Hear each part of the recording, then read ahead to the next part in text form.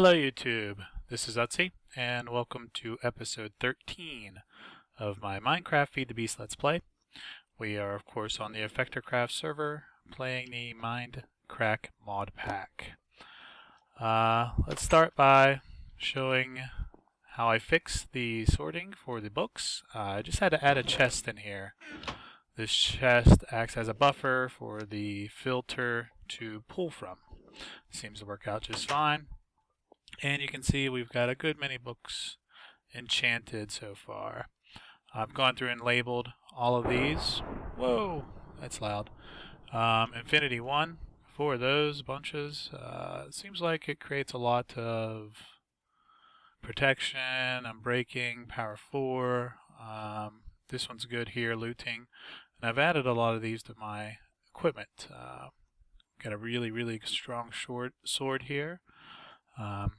Pretty good bow, and shovel, and axe. So I've put those books to good use with the enchanting table and the anvils.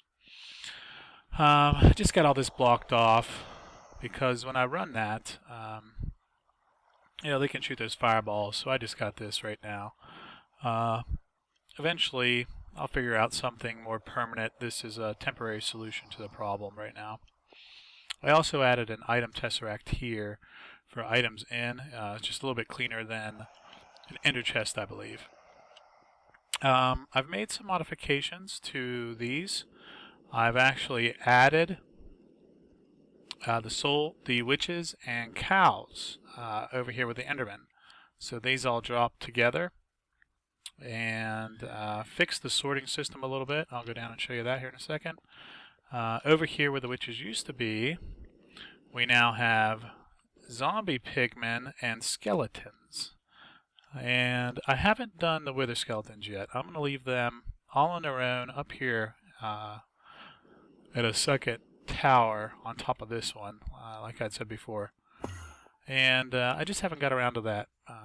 The reason why I want them differently is to use turtles to kill them, so we can get the wither skulls, which is something that you can continue to do for now. I think eventually that's going to get changed. Let me show you what we've got in here. I've got all these pipes, these pneumatic tubes, running together so that all these drops come down into this central line here and feed out. Just got some Bluetricity solar panels sitting out here, powering this battery box, which then in turn powers this sorting machine. All items, as far as I can understand how this works, and I'm still not 100% clear on it, these are the settings I have. Basically all the items that I don't have selected here go down this yellow painted tube, which then feeds to our item tesseract. And then these items here, I'm just voiding through this orange tube into a chest being pulled into a void pipe. So that's my way of voiding the items I don't care about. And what's nice about this is I can continue to add more and more and have a whole bunch of stuff voided here if I so desire.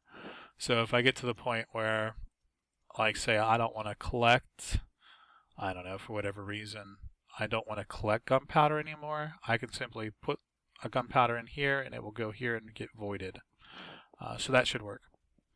I also think I want to change the blaze rods to come into this system as well, because at some point I think I may have to void blaze rods, because as I run those books through I get so many of them, they're kind of like I don't need them anymore. So I think I may do something there. Oh, did I turn that on? Yes I did. Oops.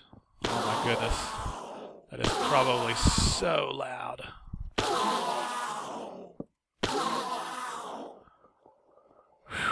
Sorry about that, guys. I think I destroyed all that. Where'd the timer go? Oh, it went in me. My goodness. Be careful with those portals, huh? Wow, that's probably loud.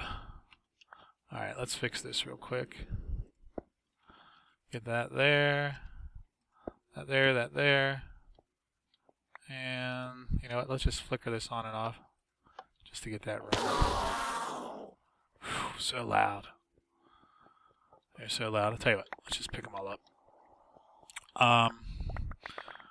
I have a little manual insertion here. You can see I have this little lever here. So what I do is, just so I avoid items that I don't want anymore, I just kind of throw them all in here and flip that lever, and you'll see them all go away. So watch this. Bloop. All go away. Pretty cool, huh? Alright, sorry if that was really loud. I have to be careful there. I've done that before too, so I gotta be careful there. And I need to make all these wireless at some point, but I'm not there yet. Let me show you what else I've done. Yeah, I am now at a point where I want to automate some more things. And speaking of some automation, you can see here I brought over all of our industrial craft machines to our factory. I have this set up right here. This ender chest, pink, pink, pink, is being fed golden nuggets. Let me just show you how that works over here. Back through here in our sorting system, I have items coming into the item tesseract, right? And down the yellow line is all that stuff, including golden nuggets. Another diamond pipe with more golden nuggets going here, and then the other items going back into this. And that's just set up for storage right now. Eventually that will be factorized as well. Then those items come down here on the blue line into the pink, pink, pink. And what I'm doing with them is auto-crafting into a golden nugget. So basically, we are creating gold from the zombie pigmen. Automatically, it's passive. I don't need to do anything. It's already set up to run. So as golden nuggets get fed into here, it fills the pattern. This, when items are in inventory, pulls. Same thing here, items in inventory pull, and then feeds back into the sorting system. So, or the storage system, not sorting. So, it's wonderful, isn't it? Awesome, great. I also want to do this for ender dust to feed our matter fabricator. And I think that's what we're going to do for the second half of the episode. But let me continue on showing you what I've done. Up here, solar panels, that's feeding our MFSU, keeping it full, and over here as well, keeping this one full. I just have these pipes running to power all the different machines. I know I can set up some more grinders on these sides, but for right now I don't need to. I'm just doing all that stuff manually for now until I get to the point where I need to automate this. But right now manual is working. Automation will come. Let's see. Nothing back here yet. I think I will put the auto ender dust creator back here. But that one's going to be a little bit more complicated than this. Like I said, we'll work that out. We'll figure it out. Let's go ahead and take a nap. Show you what else I've done in this wonderful world. I have spent a good bit of time working in the end to create some pretty overpowered pieces of equipment. Quantum armor. I have a quantum helmet, chest, boots, and legs. They are amazing. Basically, I'm indestructible. It's extreme. When I'm wearing that suit, I pretty much can't die. I can just stand there, take hits, and not die. As long as you have energy, you can't be killed. It's just amazing. Absolutely amazing. It took a good bit of iridium to do that, and many trips to the end. Well, not really many, but many hours in the end, collecting sheldonite ore and then processing it through to get the iridium broken down. But yeah, it's well worth it as far as I'm concerned. I do want to create the quantum, or the gravity chest, and it does take the quantum suit body armor as part of its recipe, but this takes a ton of iridium. We need to make plates for every 3 of these superconductor covers, and we need 6 of those to make 3 superconductors. You can see we need 4 there, 2 there, one here. You just need a ton of iridium. I think I calculated 148 iridium ingots. Was what my math came out to. It might be wrong, I don't know, but it's a lot, and it's going to take me some time to build that up. Let me show you what I've done over here. This pretty little pink goo is liquid DNA. You get that from bees. And I've been trying to work out how to use some of these advanced bee manipulators. What I've found is this isolator. If you stick a bee in here, and I have a couple industrious up here, just a couple, but if you stick a bee in here and serum vials, it will extract traits. And let me show you what kind of traits that we have gotten so far. Flower pollinating, effect cancellation, cave dwelling, both to temperature tolerant serums. All these are excellent, well, excellent quality obviously, but also amazing traits to have on your bees. Down here's elongated lifespan. I'm still working on that. Ocean species, that's a new one for me. I'm saving all my species here. We have emerald. I think this one's another emerald. Modest, noble, resilient, ocean, industrious, and rocky, and just repeats of those. Let's see.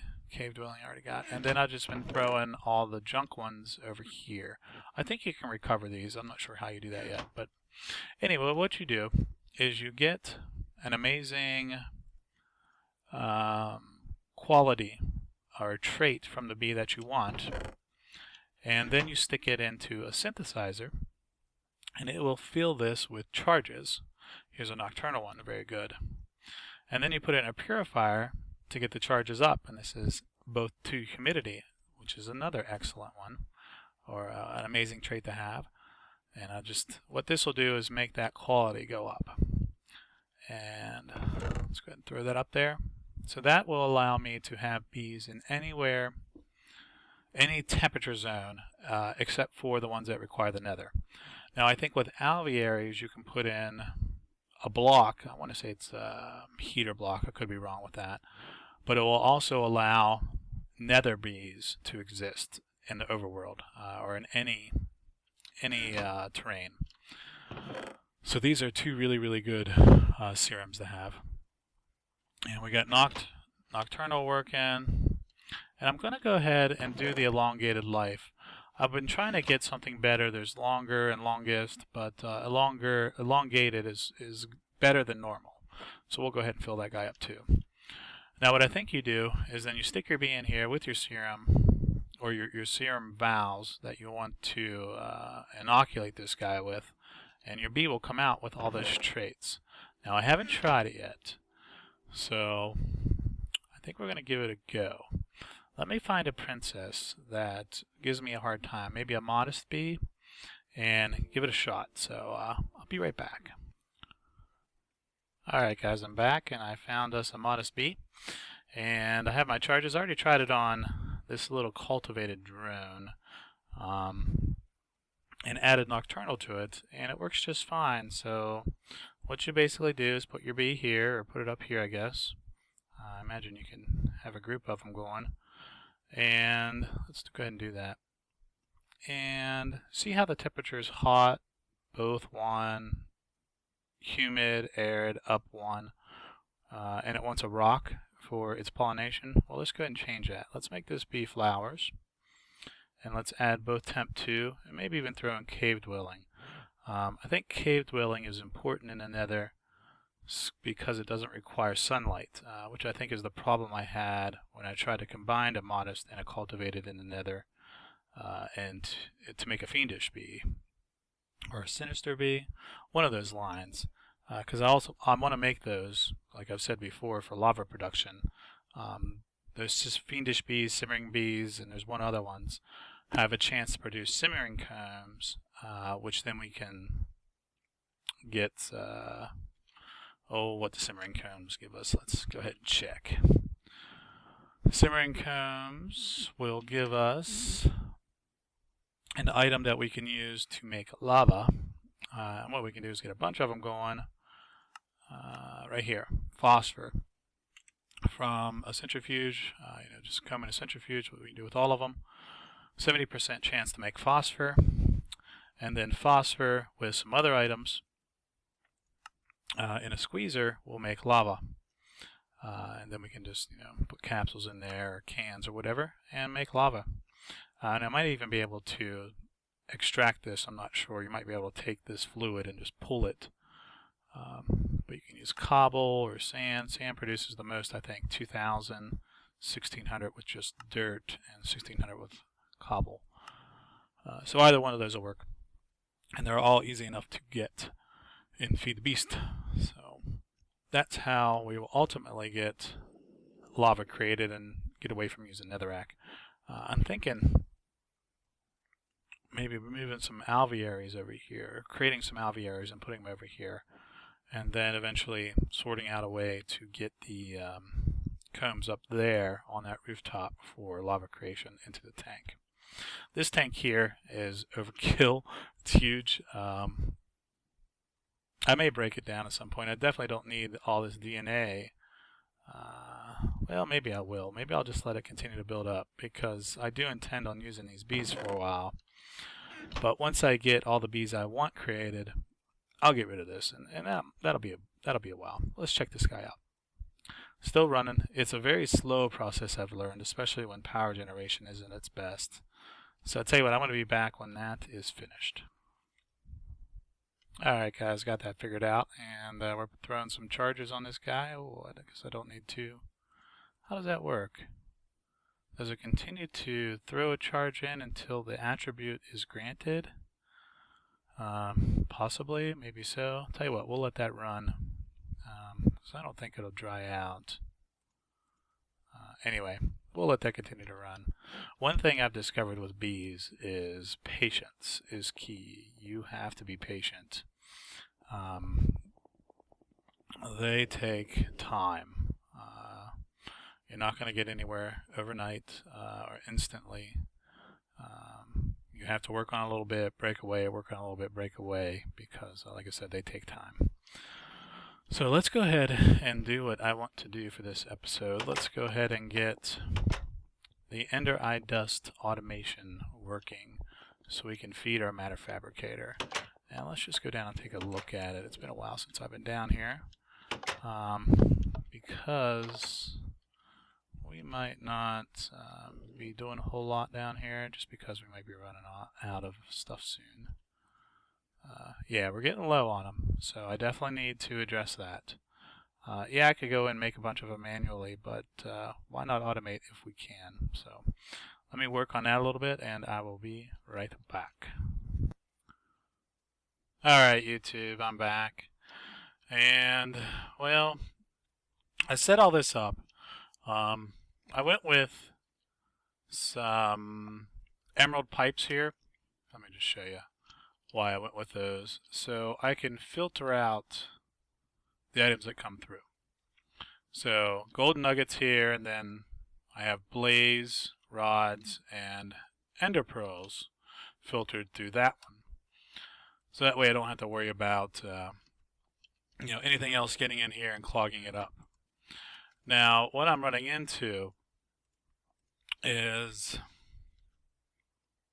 overflow. Creating a ton of blaze rods or blaze powders, because you create 2 at a time and they stack 64, right? Where ender pearl only stacks 16. So you can see I make a bunch more blaze powders than Eye of Ender. Or, I'm sorry, than blaze powder for the Eye of Ender. So I have a bunch of these and a little bit of these. What I need to do is find a way to balance them. But let me go ahead and show you this flow. So we have ender pearl and blaze rods coming here. They'll travel down this line. This diamond pipe will split ender pearl to the blue, which was this auto crafting table, and then the black will go as blaze rod into this auto crafting table, making blaze powder. This will pull the items down, flip them up through here into this auto crafting table, where we will make Eye of the Ender, send to this pulverizer, powered by this tesseract, and I don't have any power going in because I ran out of a netherrack. We'll remedy that too. Another reason to get those bees going. And then I just have pulverizers outputting into this router, which this may not be necessary. I just had one, so I figured why not use it. I might just be able to use a pipe, wooden pipe, whatever, and just send it into this barrel, and then this barrel will eject into an item tesseract, which is set for scrap, and that will go down into our matter fabricator. So all that is working, except when we get an overflow like this, it starts spitting them out. So it'll create an eye vendor and just start spitting them. Now, I think I can fix that by upgrading these gates to go to have better logic. Maybe go to an iron Arctic gate that will basically say, if there's items in inventory, pulse, and if there's room in inventory. So we're going to have to add additional logic to this, so I think. But I will work on this and hopefully have it running for next episode. And we'll see where we get. Another thing I'm going to have to keep an eye on is this overfilling. So I may have to add an additional buffer for that, maybe some additional barrels to hold overflow from these. It just depends on how fast I can pulverize, or maybe I get multiple pulverizers, but looks like Effector's on. Cool. But anyway, I'll figure that out. I do think this can work. It's just a matter of trying to figure it out. But yeah, there's no reason why it can't work. I think. If I'm totally wrong and somebody knows, let me know, and maybe I'm just wasting my time, but I think it can work. I don't see any reason why it can't with some better gates and better planning. Like maybe I'll have from here separate items into barrels and then pull from the barrels just so we get the storage up. So anyway, I'll figure that out for next episode, but I just want to end by saying thank you very much for watching. Please subscribe, like, comment, and I will see you next time. Bye-bye.